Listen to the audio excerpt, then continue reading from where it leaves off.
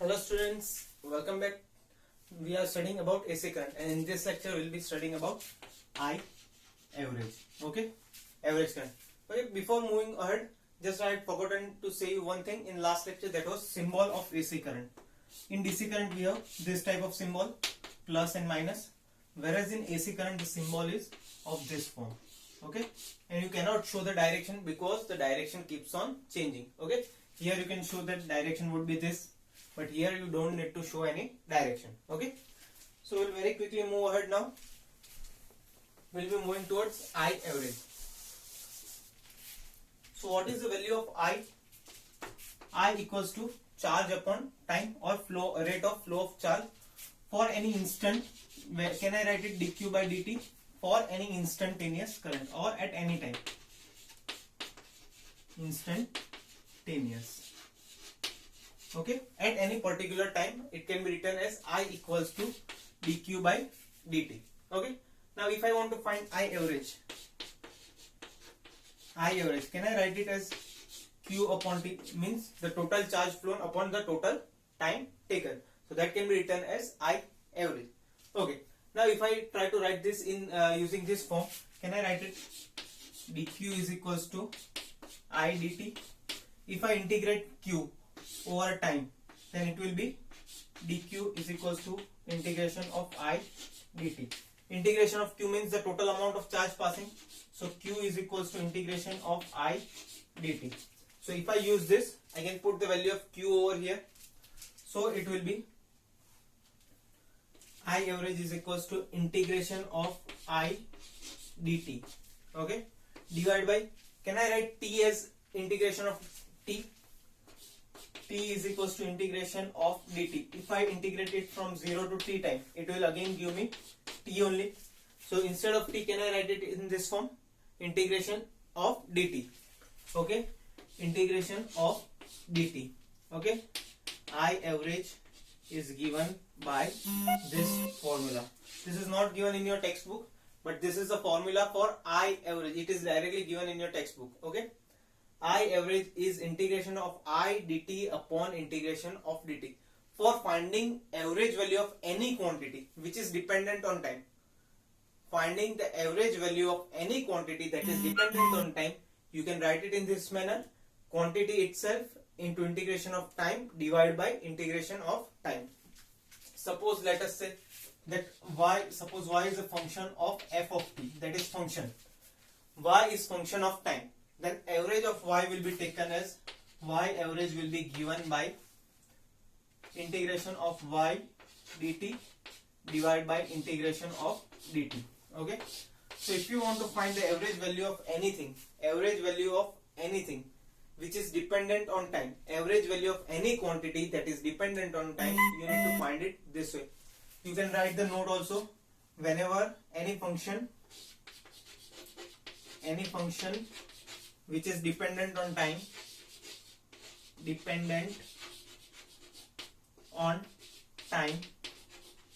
then average value is taken by this method. Average value is taken by this formula. Okay, I hope this much is very clear to you. So then we'll solve a small sum.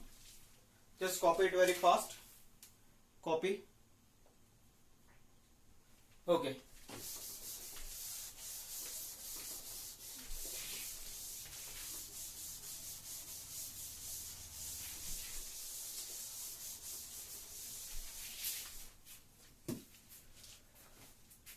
Find I average for 2 seconds if I equals to 3 t square.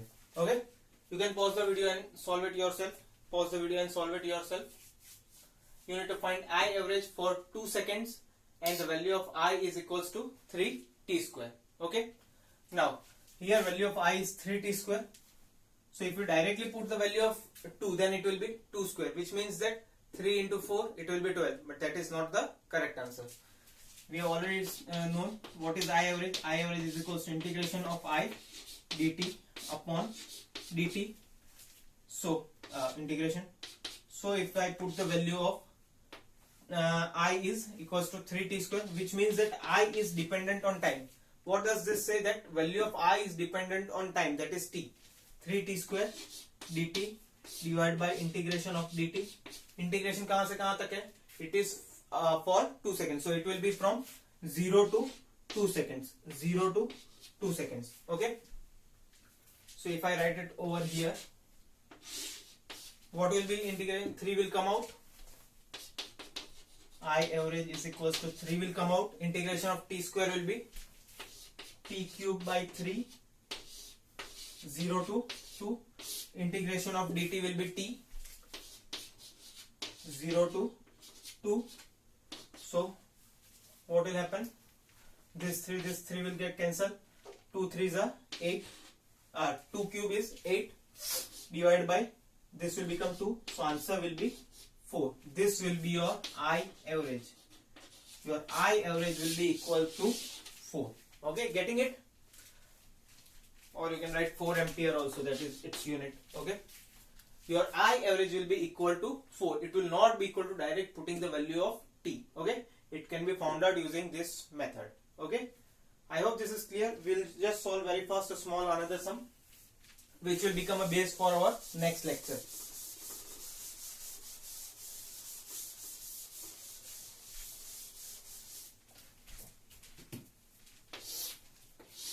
Okay, this is a graph. Suppose say 2 ampere minus 2 ampere.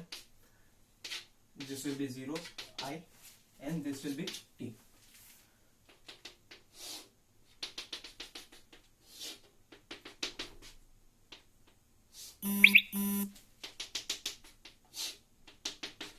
Okay, this is a graph for current. Okay, if you are asked to find the average value of this current, find it very fast. Average value of current for full cycle. Average value of current for full cycle. I average. Okay, students, one important thing, you can write this I average in this form also. Average can be written in this form, or it can be written as I bar also.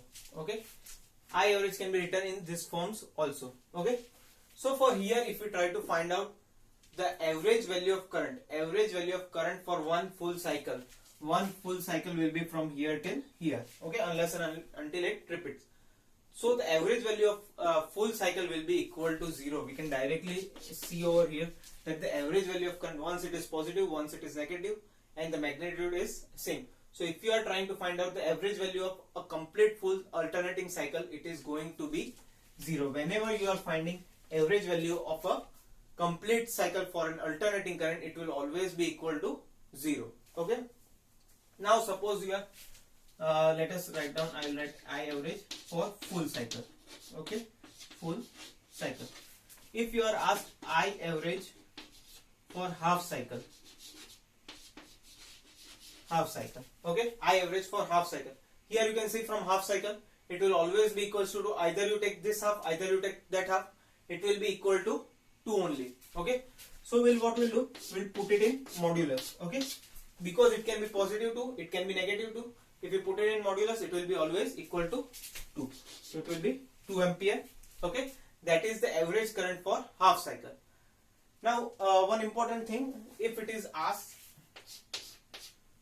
I average square. What is I average square? It will be square of this term. Okay, if I average square is asked, then I average can be either plus 2 or it can be minus 2. But when it is squared, it will be always equal to 4. It will be always equals to 4, because the square of negative term also becomes positive and square of positive term will also be positive. So if it is for 2, it will be 4. If it is minus 2, then also it will be 4 only. So I average is equals to 4. So if you draw a graph for it, it will be a constant graph at 4 ampere. If you draw a graph for it, it will be a constant term. Okay, so I hope the concept of average current is very clear to you, and you need to remember this formula, because we will be using this formula very often, and this is not given in your textbook. Okay, please remember this. Okay, the value for I average is equals to integration of I dt upon integration of dt. Okay, I hope the concept of average current is very clear to you students. Till then, keep studying. All the best. Thank you. Have a nice day.